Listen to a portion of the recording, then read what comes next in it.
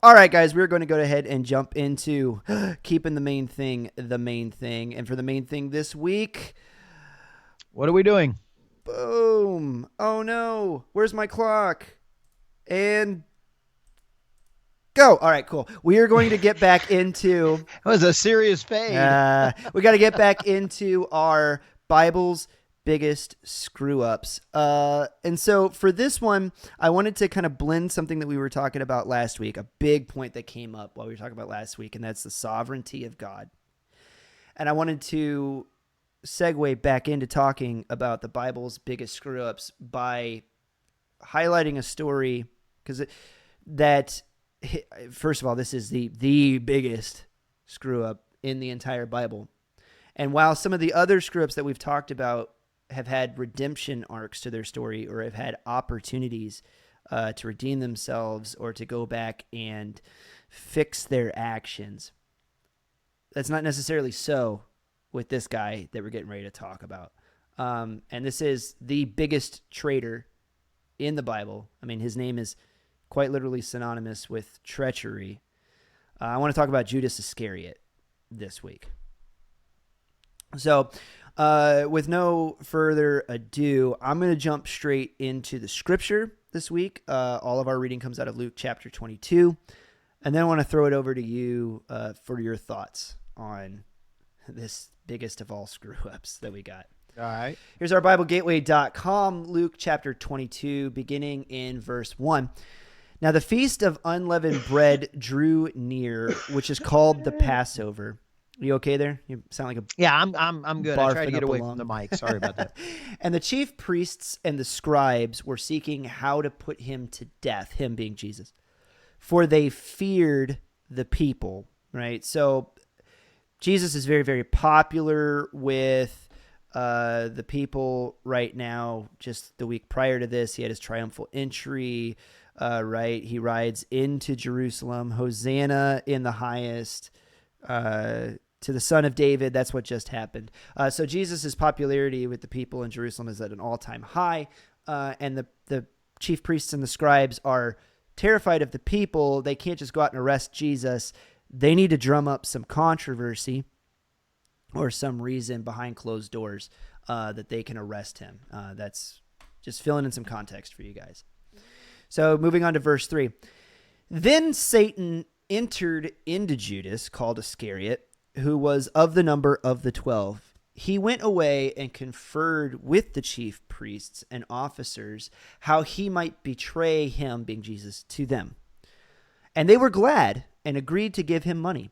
So he consented and sought an opportunity to betray him to them in the absence of a crowd. So one thing I just want to point out from there is it's not like Judas, Psst, hey, kid. And he was like, who, what, me? And they like brought him in and offered it to him. It says Judas went out and looked for them. It was his idea. He knew the chief priests and the scribes were mad at him.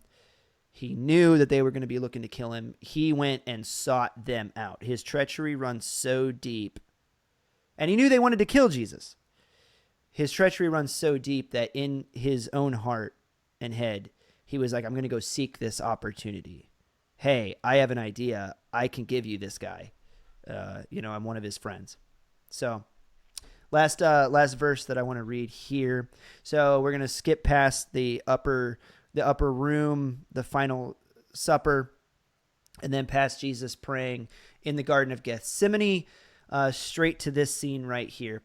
While he was still speaking, there came a crowd, and the man called Judas, one of the 12, was leading them. He drew near to Jesus to kiss him, but Jesus said to him, Judas, would you betray the Son of Man with a kiss? So, quite literally, the kiss of death. Judas goes. He makes his plans with the chief priests and the scribes. Again, this is back before night vision, guys. So they're up. There's no street lights. There's no nothing. They're in the dark of the garden up on the Mount of Olives. And so Judas goes and he's like, look, I can get close to him. I know what he looks like. And the man that I kiss is the one that you're looking for, right? So imagine it being dark under the wood line. all of the Galileans, which they are, all have long hair. They all have beards, right? It's hard. Well, you're working on Nazarite there, Sorry, but they're all Galileans. They're all right. So it's like we want to make sure that we get the right guy in the dark. I mean, there's a lot to this, and Judas, like, he puts together this plan. I just want to point out how deep this treachery runs. He seeks them out. He puts together the plan. And then he says, I will, like, it's not like, okay, now go, he'll be here at this time. Like, I don't want to get caught for doing this. He goes, no, I will lead you up to this guy and I will kiss him on the cheek. And that's the guy. That's the one that you want to make sure that you get the right one. Right. Jumping forward in the story, Jesus is arrested. He's tortured. He's killed on a cross. 3 days later, baby. Right? He comes back from the dead. Amen. Jesus is alive, and now we are waiting for him to return to us once again for the second coming. After Jesus is killed, however, and please check me on my timeline of this. I believe that it's after he's killed, but before he returns from the dead. Judas takes his money, his 30 pieces of silver. He goes out, he buys a field with it. And then the last thing that we hear of Judas Iscariot is that he goes out and he hangs himself in that field that he himself purchased. No, I don't believe Judas purchased it. They took the money. Nobody would take the money because it was blood money. Excuse me. And then they bought the field with it, and that's how it come about. Right. So, and that is it. That is the end of the story of the biggest screw up in the Bible. I mean, stab Jesus in the back, to a level that he ultimately did not come back from, did not seek redemption from. There's no there's no good side to this story other than the sovereignty of God. And that's what I wanted to turn it over to you to talk about. Yeah. While you were doing that, a phrase caught my eye about this, and the phrase that caught my eye was and Satan entered into him. And I've been looking, and I went and I looked that up just to make sure that I was very, very much aware in the Greek what they were meaning about Satan entering into him, and very specifically when that particular verb is used, it very specifically means possessed. So as we have it here, so let's think about how this is written. This is out of the Gospel of Luke. Luke is a physician. He is Greek. And the way that he is writing this is he is getting the stories from everybody else who was around. So understand, this is what we have here is the disciples' opinion after it happened of why Judas would do something this evil. You think they were letting him off the hook? No, not letting him off the hook. They're saying how evil he went.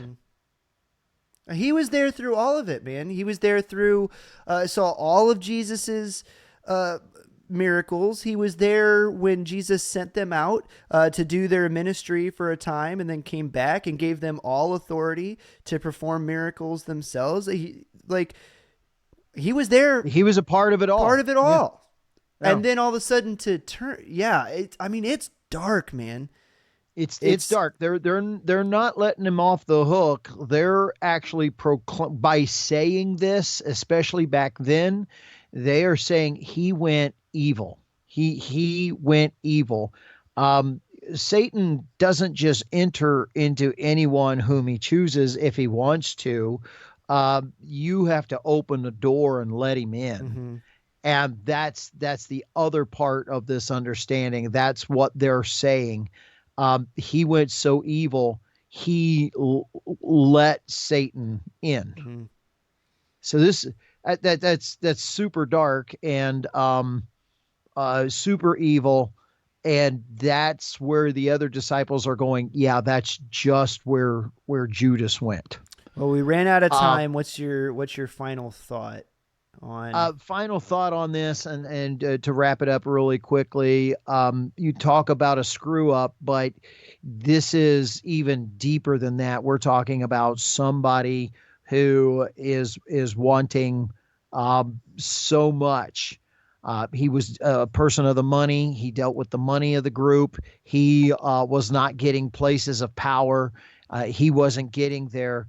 Listen, folks, if you start seeing your heart wanting these things, and you're more about the money, you're more about the power, watch out. You are heading down the road of a Judas.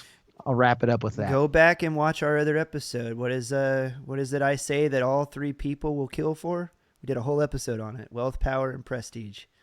Mm-hmm. And what was Judas killing for? Yeah. All three. But I'm going to add my tag on the end of this. He is not in the grave. He is risen indeed. The sovereignty of God still reigns. And he even used the most treacherous act of all time. Yeah. It did not catch God off guard. He used it for his glory, and that's how powerful our God is. So yes. I want to leave it with that, and not so depressing. But I hope that you guys enjoyed that. I hope you've been enjoying going through the Bible's biggest screw-ups. I think it's, there's a reason that these stories are left for us in the Bible, so that when you think that you're, unsavable, when you think you've gone too far, when you think that you can't quite be brought back, remember, we're showing you the biggest guys, the worst of them in the Bible are left there for us to come behind and be encouraged by. And I hope that you guys are enjoying that. So, hey, if you guys did like this video, make sure that you give it a thumbs up. And make sure that you're subscribed, give us a follow, and help us defeat the algorithms by sharing these videos with a friend, man. We do this for you guys, not because it's fun for us. I mean, it is fun for us, but we do it for you guys. So we'll see you guys back here next week for another episode of Common Freaking Sense.